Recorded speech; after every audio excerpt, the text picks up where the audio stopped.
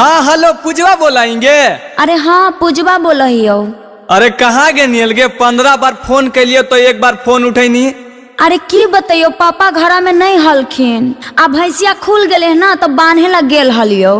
अच्छा वो सब छोड़ मेलवा घूमे ले नहीं जिमी गे। अरे हम नहीं जेबो हमर दिमाग खराब होको रख फोन। देख फोन में मत काटिए पहले हमारी बात सुन। Presented by महत एंटरटेनमेंट। आप सुन रहे हैं अमित आशिक और अंतरा सिंह प्रियंका को। सभे छौड़ा गेले छौड़ी के संगवा हम कैसे जीबै अकेला में। हम कैसे बोलही ने गे। सभे छौड़ा गेले छौड़ी के संगवा हम कैसे जीबै अकेला में। हेलो आवाज बजा कहोगे। हाँ हाँ आवाज आ रहा लो बोल ने। ए पूजवा तोरा मैये की गे चल ने मेलवा घूमे ले। देख माई बाप के क्रिया मत दे हमार बात सुन। जिलेबिया खिलेबी ना। हाँ खिला देबो।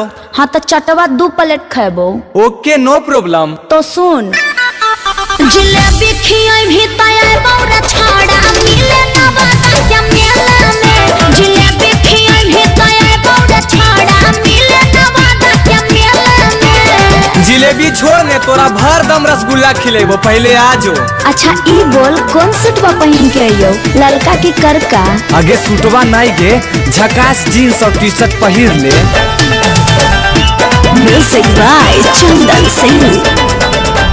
पेन्हली है जीन्स टी शर्ट सैंडल एड़ी दादगे। ऊपर से कर ले बौसर हो सिंगार रे। एकदम सही जा रही गे। हाँ पेन्हली है जीन्स टी शर्ट सैंडल एड़ी दादगे। ऊपर से कर ले बौसर हो सिंगार रे। जल्दी से हो जो रेडी के छौड़ी पड़े ना दोसर झमेला में। जल्दी से हो जो रेडी के छौड़ी पड़े ना दोसर झमेला में। हेलो हेलो अरे सुन रही हो बोलने की होलो। टाइमा देख रानिया 5 बज गेलो टेम्पू नहीं मिलतो तो पैदले जाए पड़ते। जिलेबी खियाबी तया बौरा छाड़ा मिले ना बाता क्या मेला में। जिलेबी खियाबी तया बौरा छाड़ा मिले ना बाता क्या मेला में।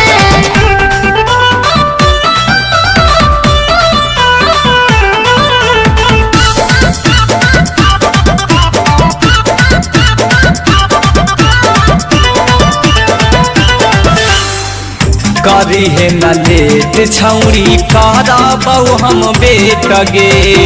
इंदिरा चौक पर रही है छाड़ा जा हो तुम भेट रे। 3 नंबर स्टैंड में अबो।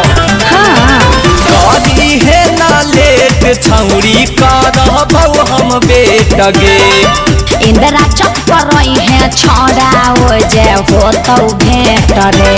अमित आशिक विकी कन्हैया घूमे जैतौ शाम बेला में। अमित आशिक विकी कन्हैया घूमे जैतौ शाम बेला में। अरे अरे की बोलनी फिर से बोलता। अरे कह रहा कि मिले ले अबो। अरे मिले लाए भी तो ठीक हो मगर अमितवा विकी या कन्हैया के साथ में मत आइए। उ सब 1 नंबर के लफुआ हो लफुआ। जिलेबी खियाबी तया बौरा छाड़ा